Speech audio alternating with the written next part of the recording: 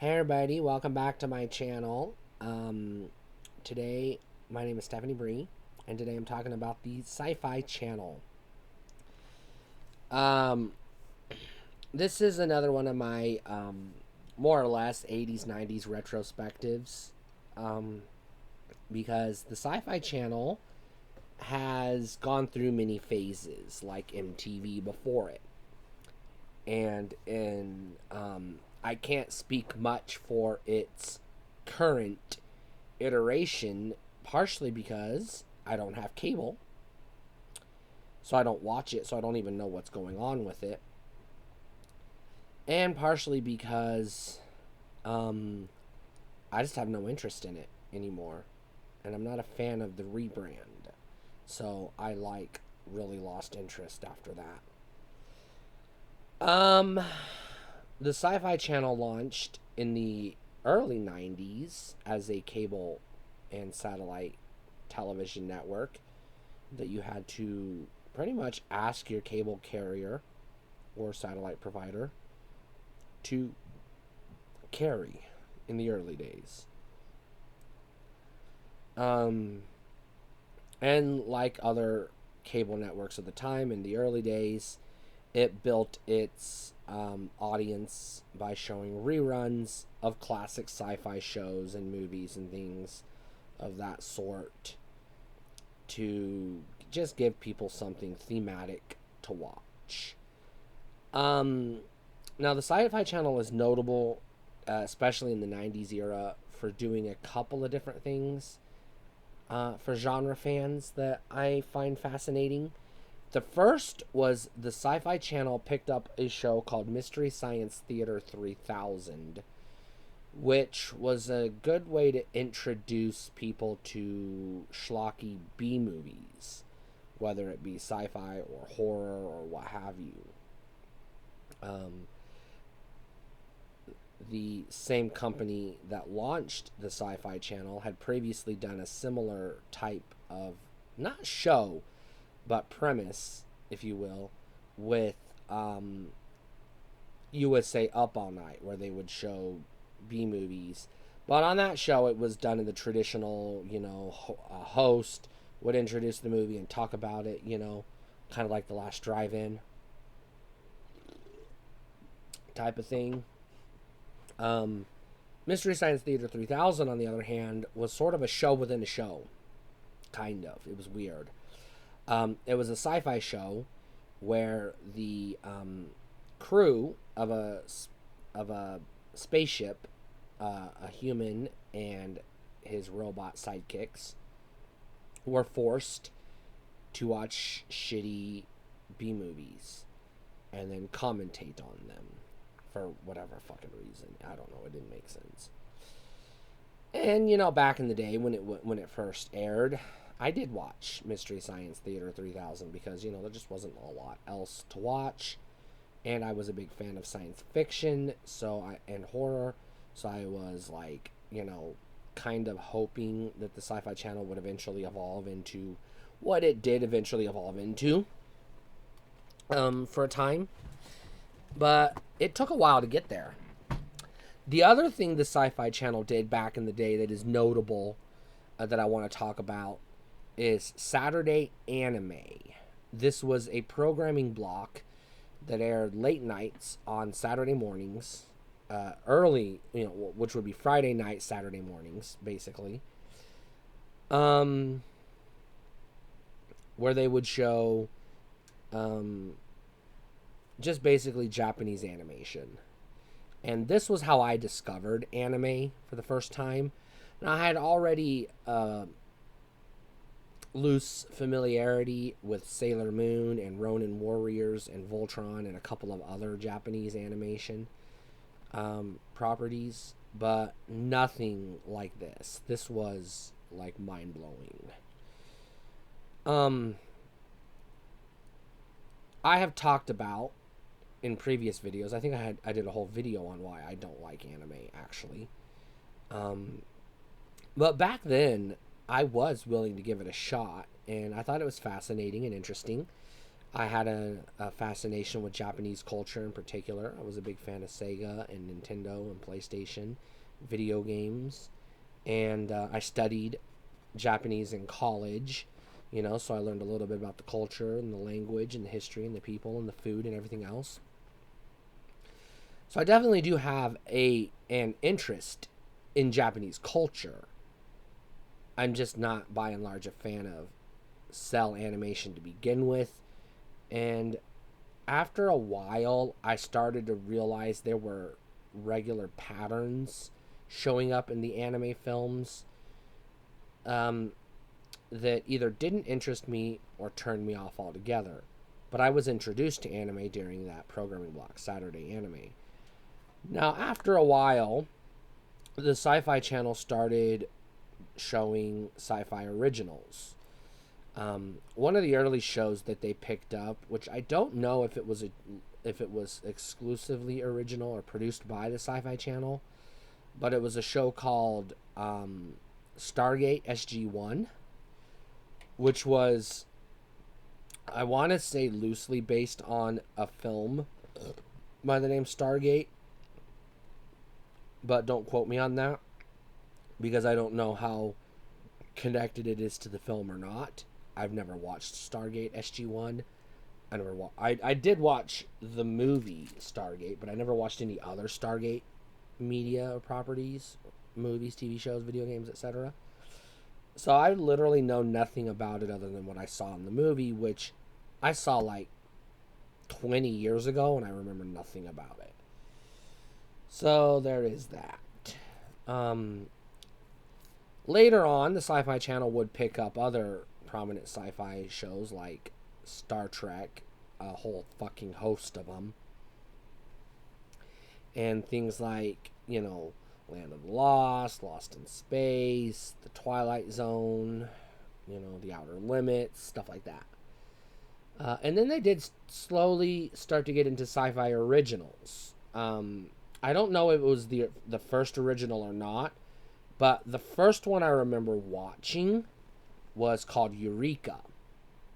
And Eureka was interesting because, I mean, it was sci-fi in the purest, strictest sense, but it didn't have the elements sci-fi fans were, like, by and large looking for. It wasn't set in space, there was no time travel, there were no robots or aliens, none of the typical sci-fi stuff. What Eureka was, it was a town in the Pacific Northwest somewhere, and I don't remember where, that was a super advanced research facility run under the military, the Department of Defense. And it basically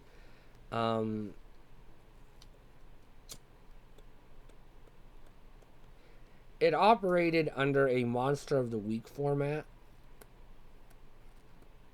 where a science experiment would go wrong and cause trouble in town, and the sheriff, who was not a scientist and knew nothing about science stuff, would try to solve the puzzle, the mystery, the crime or whatever, and try to put the town back together and get it back to normal.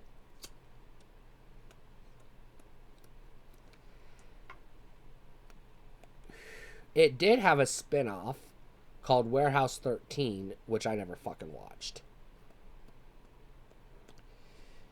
And then the Sci-Fi Channel started getting into things like Sharknado and shit like that. And then, like, today I do know that they do show the Chucky television series, which again has nothing at all to do with science fiction. Which takes me full circle back to the other thing they were known for doing in the 90s, which was showing movies on the weekends, which were genre films for sure, films that interested or would be appealing to genre fans, but weren't always necessarily pure sci-fi, if you know what I mean. Like, they showed Indiana Jones flicks, and those aren't really sci-fi. in any sense. Action adventure, sure. I mean, fantasy is a bit of a stretch. Sci-fi, absolutely not. But, you know, they had a habit of showing movies like that from time to time.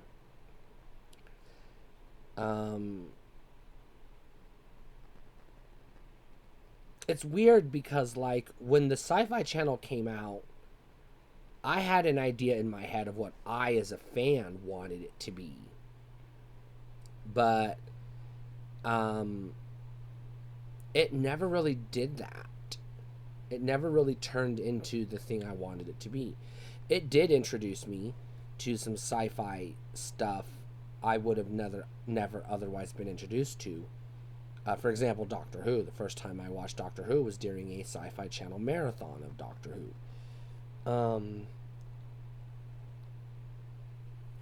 So, you know, yeah, I do have, okay, so I do have some issues, considerable issues with Doctor Who. But here's the thing. I want to tackle this. The very first episode I ever saw of Doctor Who was The Empty Child. And the next few episodes, The Bad Wolf, etc., were very horror-esque. And as I was watching Doctor Who, I was starting to realize there weren't as many horror episodes. It wasn't a horror show like I thought it was. It was sci-fi, sure, but I had it in my head that it was a horror show. My favorite episodes are like pure horror episodes, like the one where he goes to meet the devil. Can't remember what the Impossible Planet, I think it was called. The one with the weeping angels, that's a horror movie dressed up in Doctor Who clothes.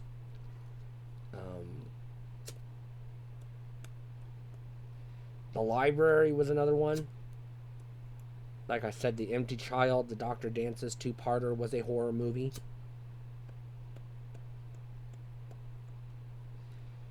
And so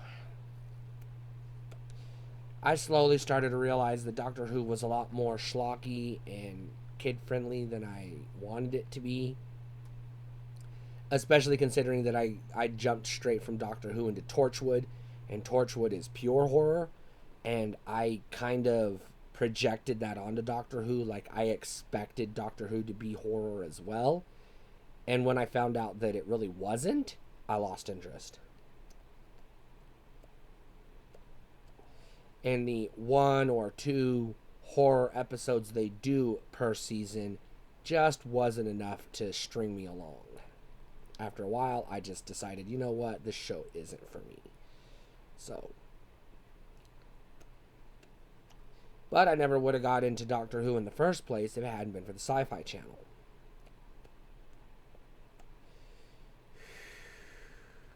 Now, the Sci-Fi Channel is also known for its low-budget B-movie quality films, or TV shows like the Tremors TV series and the aforementioned Sharknado franchise.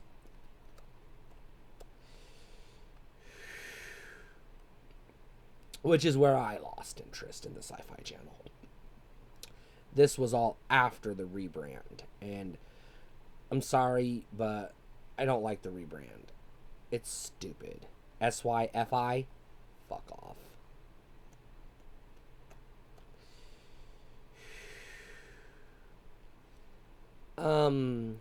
The other thing I didn't like about the Sci-Fi Channel was they didn't have...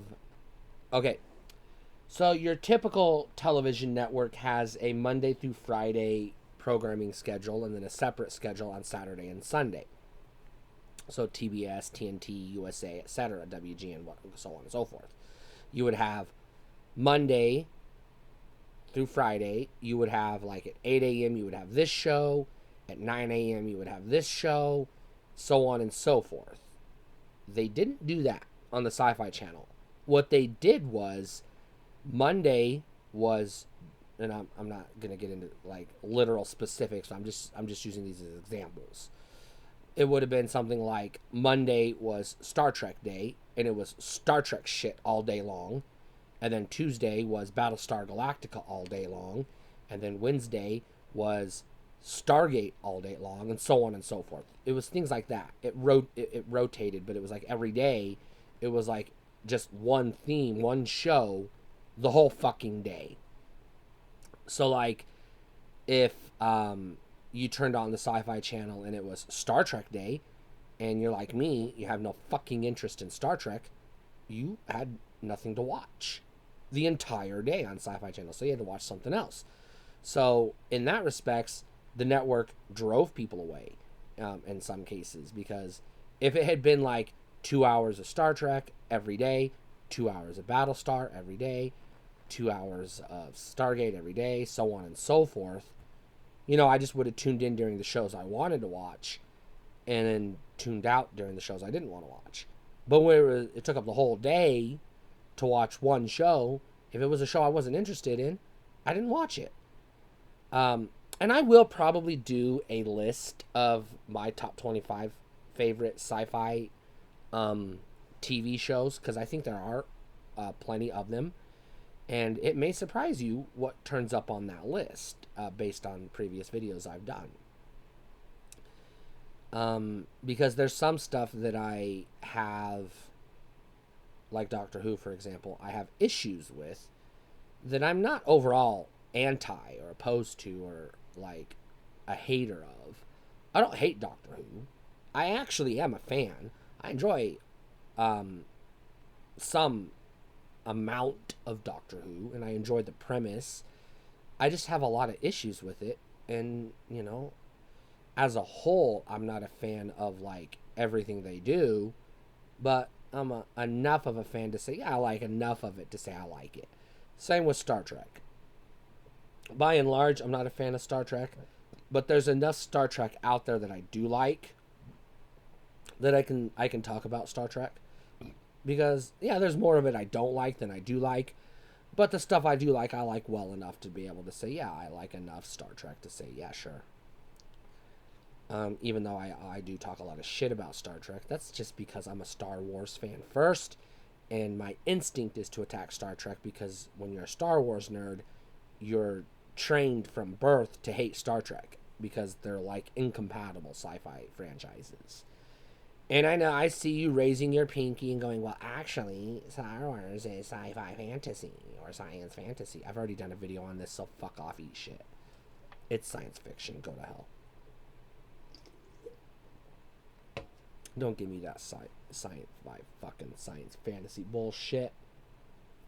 Don't even talk to me. So yeah, the Sci-Fi channel, really what it boils down to is, at the time it launched, it was a good idea, and it had its time in the sun, sure, but it has since been, as is most cable networks, pretty much replaced by streaming services. You can get more and better sci-fi libraries through things like Netflix and Hulu and Tubi and Peacock, etc., than what you could ever get on the Sci-Fi channel. And you can get a lot of times, depending on the plan you have, without commercials. Whereas the Sci-Fi channel is commercials all day long.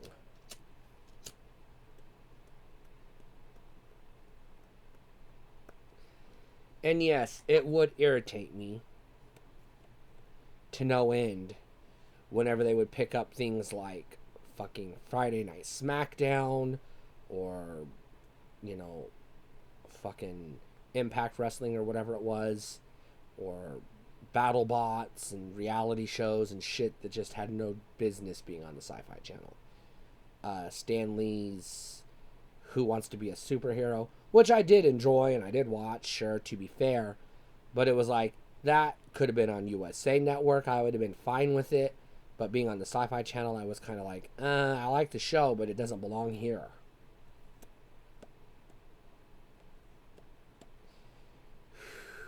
Just like the tail end of G4 showing nothing but fucking cheaters and cops reruns all goddamn day. I eventually lost interest in Sci-Fi channel when they abandoned science fiction first and started showing reality shows and sports shows and bullshit that doesn't belong on a Sci-Fi channel. Whether or not they've course corrected since then is debatable, but I will say probably not, considering they're airing Chucky, which is definitely not sci-fi. I mean, it uses voodoo magic to transfer the soul from a serial killer into a doll. That's not science fiction. That is fantasy. That is supernatural. So, I don't know, whatever.